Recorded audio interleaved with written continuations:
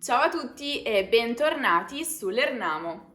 Come potete vedere mi sono messa in tiro più del solito perché non voglio sfigurare con l'argomento di questo video.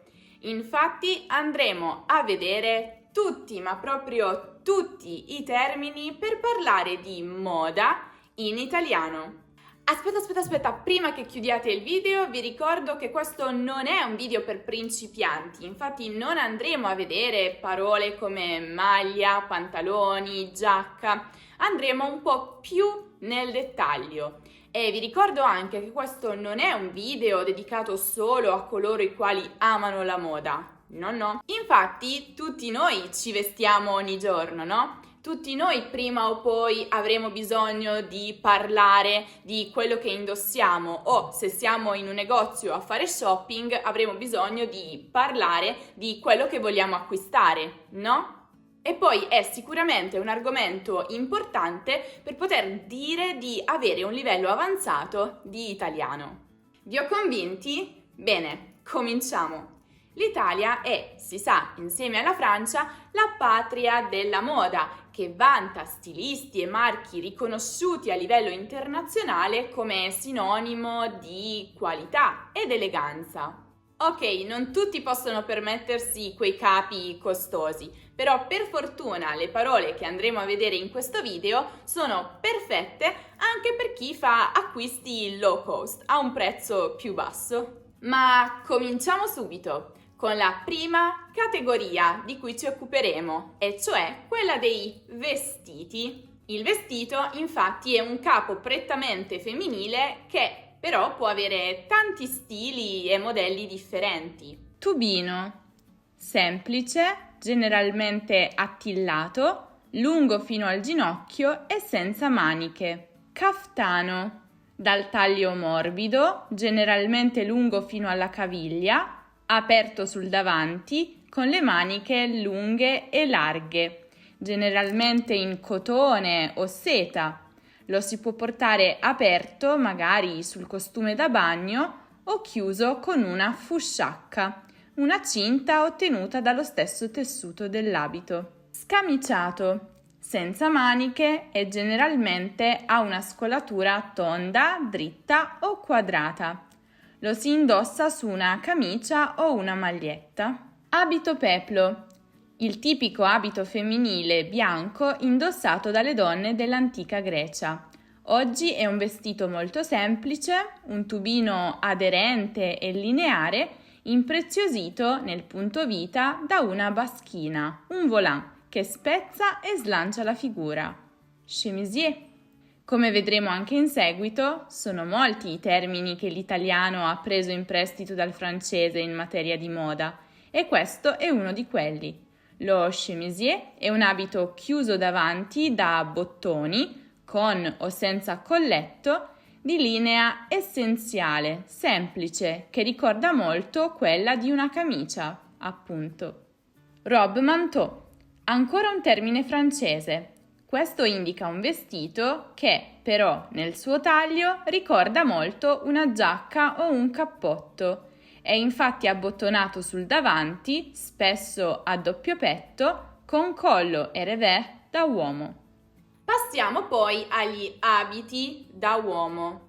Un completo da uomo formato da una giacca e un pantalone abbinati, quindi dello stesso materiale, dello stesso tessuto, della stessa fantasia, si chiama completo o abito. Se questo completo però è formato da una giacca e un pantalone che hanno colori, stili, materiali differenti, anche se sono ben abbinati insieme, si chiamerà spezzato. Di abiti da uomo però ci sono anche delle altre tipologie.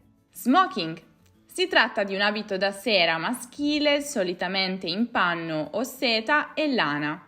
È costituito da una giacca mono o doppio petto e pantaloni con un gallone in seta sulla cucitura esterna. Lo smoking è inoltre caratterizzato da una sorta di cintura alta in seta che si mette sui pantaloni e che copre il punto vita.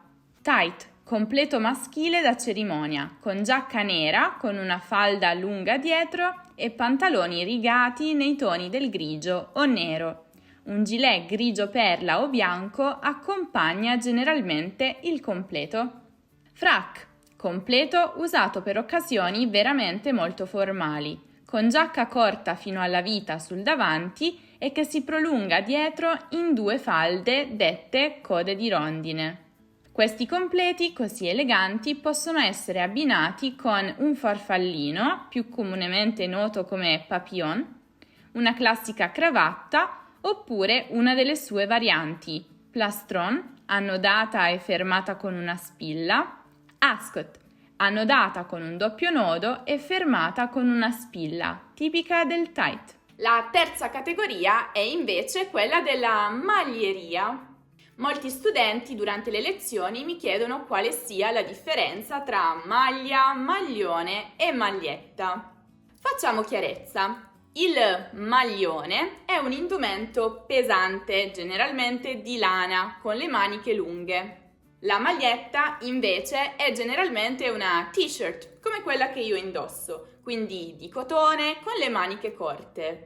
Una maglia invece è, secondo il dizionario, un indumento di tessuto aderente sul torace e confezionato per essere indossato sulla pelle. Insomma, il termine maglia è molto generico e indica più o meno tutto quello che si indossa nella parte superiore del corpo, senza distinzioni. Una maglia può avere le maniche corte o lunghe e la scollatura o scollo tondo, a V, squadrato, a girocollo, a barchetta, monospalla, all'americana, senza bretelline. Tra le maglie, le tipologie più importanti sono la felpa, con o senza cappuccio, apribile con cerniera oppure chiusa, il dolcevita, un collo alto, aderente e ripiegato su se stesso, il cui nome deriva, sì, lo avete certamente immaginato, dal film di Fellini La dolce vita, perché in quel periodo il protagonista del film, Marcello Mastroianni, indossava spesso il capo, anche se non nel film. Il lupetto, che a differenza del dolcevita non si piega su se stesso, è ben aderente e sale fino a metà gola. Il cardigan, una giacca di maglia di lana senza collo né risvolti, con maniche lunghe e abbottonatura sul davanti, generalmente con bottoni. Per quanto riguarda invece i pantaloni, sia da uomo sia da donna, questi possono essere a vita alta, che vengono indossati all'altezza o al di sopra dei fianchi, di solito almeno 8 cm sopra l'ombelico, a vita bassa, che vengono indossati al di sotto dei fianchi, qualche centimetro più in basso rispetto all'ombelico, a zampa di elefante, un tipo di pantaloni stretti sulle cosce che scendono molto ampi dalle ginocchia in giù, a sigaretta, dal taglio dritto e leggermente aderente, ma non troppo, soprattutto su polpacci e caviglie. Alla zuava, corti e larghi, che arrivano sotto al ginocchio. A carota, ampi su fianchi e cosce che poi scendono sfiancati sulle gambe. A palazzo, pantaloni spesso a vita alta e con le pants, lunghi e con la gamba dritta e larga, molto larga. Pantaloncini, pantaloni più o meno corti ma sempre sopra il ginocchio. Passiamo invece alle scarpe. Le principali tipologie di scarpe sono le ballerine, chiamate così perché sono ispirate alle scarpe delle ballerine di danza classica, bassissime, scollate sul piede, generalmente sono tonde sul davanti ma alcune sono a punta. I mocassini, scarpe morbide, senza lacci, scollate sul piede, con suola flessibile e leggera. I sandali, scarpe aperte, generalmente basse e con delle strisce di cuoio o stoffa sulla parte superiore. Le décolleté, Ancora una volta un termine francese per indicare le classiche e intramontabili scarpe con il tacco alto, più o meno spigolose. Le Chanel, scarpe con il tacco chiuse davanti e aperte dietro, chiuse con un cinturino, ideate proprio da Coco Chanel. Gli stivali cowboy, stivali in pelle a punta e con il tacco, che ricordano quelli usati dai cowboy nei film western. Le francesine, con o senza tacco, in vernice o in camoscio, ma sempre stringate, con i lacci. Chissà come si chiamano in Francia? Fatemelo sapere nei commenti se lo sapete. Le infradito, ciabatte composte da suola e cintura a forma di Y, usate soprattutto per la spiaggia o i contesti più informali. Le ciabatte o pantofole, calzature aperte con una fascia sopra o chiuse davanti, che si usano in casa. I polacchini, stivaletti generalmente in camoscio alti alla caviglia. In Polonia come si chiameranno? Se lo sapete, ditemelo. I tronchetti, stivali con tacco più o meno alto che arrivano più su rispetto alla caviglia. Le scarpe da tennis o da ginnastica o sneakers, scarpe in diversi tessuti e destinate in origine a fare attività fisica, anche se oggi tutti noi le usiamo anche per uscire. I sabot, scarpe tendenzialmente basse, chiuse sul davanti ma che lasciano il tallone scoperto. Quando si pensa invece a uno dei principali accessori per completare un outfit, subito viene in mente la parola borsa, ma anche in questo caso ci sono diverse tipologie, diversi modelli. Le borse possono essere a tracolla, con una cinghia regolabile che poggia su una spalla e la fa scendere giù fino ai fianchi, a spalla, da mettere appunto sulla spalla, o a mano, da portare nella mano. Poi c'è anche il marsupio, borsello che si porta allacciato in vita.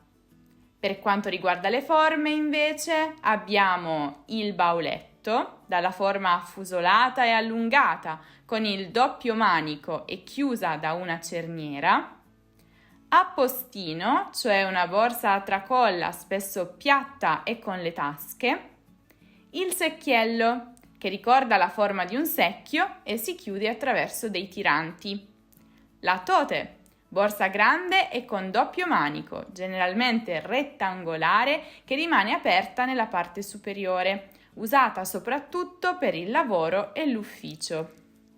La clutch, piccola borsetta da sera senza manico, morbida o rigida, da portare in mano. La trousse o il beauty case, borsa piccola o grande, piuttosto rigida, spesso a forma di scatola rotonda o rettangolare, che contiene generalmente trucchi, creme e prodotti per la cura personale. Rimanendo in tema di accessori, diamo poi una rapida occhiata ai diversi tipi di cappelli. Il berretto da baseball, quello con la visiera, il fedora, cappello morbido di feltro con un incavo al centro della cupola e la falda ricurva. La paglietta, cappello di paglia di forma circolare con la cupola piatta e dura, la falda rigida e di solito ornato da un nastro. Il panama, cappello estivo in paglia intrecciata, a tesa larga e con la calotta incavata al centro. Il turbante, copricapo che viene dall'Oriente, formato da una lunga sciarpa di seta o altro materiale, avvolta con più giri attorno alla testa. Prima di concludere, ancora un ultimo sforzo perché voglio darvi ancora dei termini per quanto riguarda i materiali e le stampe. Acrilico, leggero, che non si stropiccia, asciuga in fretta e non deve essere stirato. Broccato, preziosa stoffa lavorata caratterizzata da disegni in tessuti in rilievo, generalmente fiori o figure. Velluto, stoffa intessuta con un pelo corto e morbido, dalla superficie liscia, compatta e brillante. Tulle, tessuto leggerissimo, molto vaporoso che si usa spesso in strati sovrapposti. Raso, stoffa dall'aspetto molto liscio e lucido uniforme. Seta, fibra sottile e lucente, molto pregiata. Pizzo, più o meno elaborato. Pile, tessuto sintetico morbido, fortemente isolante e caldissimo. Cotone, che non ha bisogno di spiegazioni. Lino, una delle più antiche fibre vegetali, molto leggera e fresca. Mimetico, damascato, gessato, nido d'ape, patchwork, pied de poule, apua, provenzale, a fiori, a quadri, tartan, zebrato, a righe, leopardato, a rombi. Adesso non dimenticate di mettere in pratica tutto quello che avete imparato, quindi utilizzate queste parole nella vostra vita di tutti i giorni. Quando per esempio indossate qualcosa, provate a pensare come si dice questa cosa in italiano, cosa indosso oggi? Anzi, fatemi sapere nei commenti cosa indossate nel momento in cui state guardando questo video e mi raccomando, siate molto precisi. Se invece volete ripassare un po' del vocabolario per gli utensili della cucina, allora vi consiglio di guardare il video dedicato proprio a questo argomento, che come sempre trovate qui in alto nella card o giù nella descrizione. Se invece avete voglia di ripassare un qualsiasi altro argomento di grammatica o di cultura italiana, se volete fare degli esercizi per praticare un po', allora non dimenticate di passare dal nostro sito learnamo.com. Ah, e quasi mi stavo dimenticando! Seguite Learnamo, se ancora non lo avete fatto, anche su Facebook, su Instagram, su Twitter, su TikTok e su Pinterest. Se il video vi è piaciuto, lasciate un bel mi piace e iscrivetevi al canale. Noi ci rivedremo prestissimo qui su YouTube con un nuovo video. Ciao!